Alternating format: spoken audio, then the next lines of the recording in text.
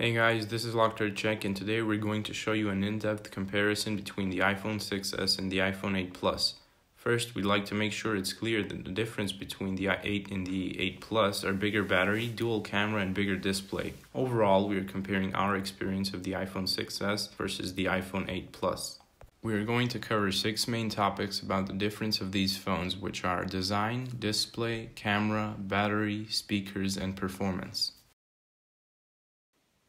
The iPhone 8 has a new glass back that feels nicer and more premium when you're holding it. Comparing it to the 6s, it's less slippery and it reminds of the iPhone 4. The 8 has a beautiful space gray color.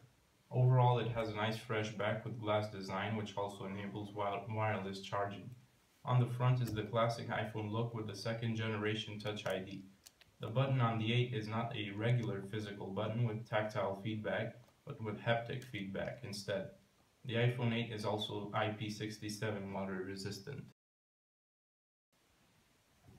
I was very surprised by the iPhone 8 Plus's Retina HD display. It is more vivid and produces more natural colors. The iPhone 8 also integrates Apple's True Tone, which measures and reacts to environmental light, so colors are correct at all times. Also, the brightness has increased from 500 nits on the iPhone 6 to 625 nits on the iPhone 8. Big step up if you're coming from the iPhone 6s. Now I know you can't really tell the difference between the display, but in real life you can see the difference, it's apparent. The iPhone 8's camera is next level. It has a larger and faster sensor, optical image stabilization for photos and videos.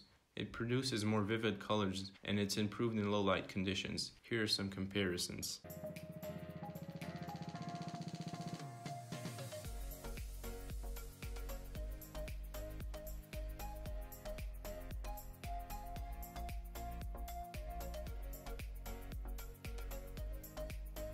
The iPhone 8 camera is a rare phone camera that can capture 4K 60 frames per second on a phone, also 1080p 240 frames per second slow motion. The video is less shaky because of the optical image stabilization on the iPhone 8.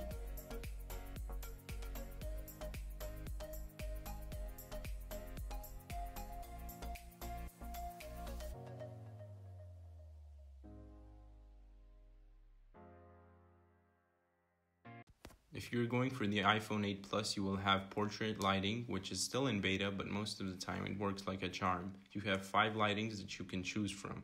The dual camera also offers 2 times optical zoom. The iPhone 8 sports one of the best cameras at the moment. Also, the 8's camera is made for augmented reality apps and games with the A11 Bionic chip. It can do anything. When it comes to the battery, the 8 Plus is very different from its predecessors. It can last an entire day of constant heavy use, 7 hours and 30 minutes plus of usage, video, text, Spotify, etc. As for the 6s, it had to plug in midday to get some juice so it wouldn't empty its battery completely.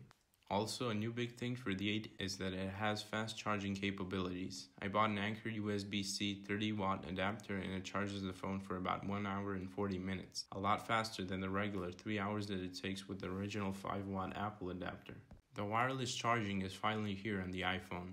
Even though it's slow, 5 watts, it's always good to just put the device on a stand without having to plug a cable. When it comes to the speakers, there's a huge difference between the iPhone 6s and the iPhone 8 speakers. The 8 has stereo speakers introduced on the iPhone 7, which are very loud and have better bass. Apple claims that the iPhone 8 speakers are 25% louder than the ones on the iPhone 7. So you can imagine how much louder they are compared to the 6s. Take a listen.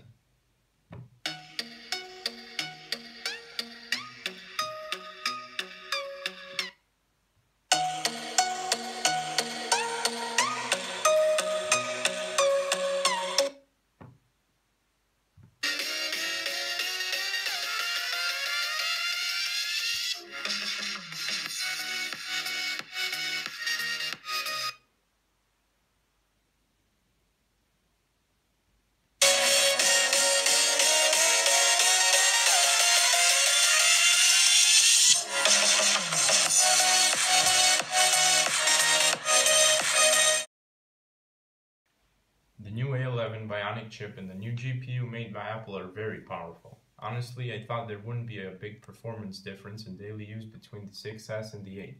because the 6S is fast and smooth in its own right, but I was wrong. From unlocking the phone with Touch ID, which is much smoother on the 8, opening apps, taking pictures, playing games, to rendering videos and many other tasks, there's a noticeable difference between the 6S and the 8. That's all thanks to the smoothly polished experience of the iOS 11. Thanks for watching, guys. See you next time.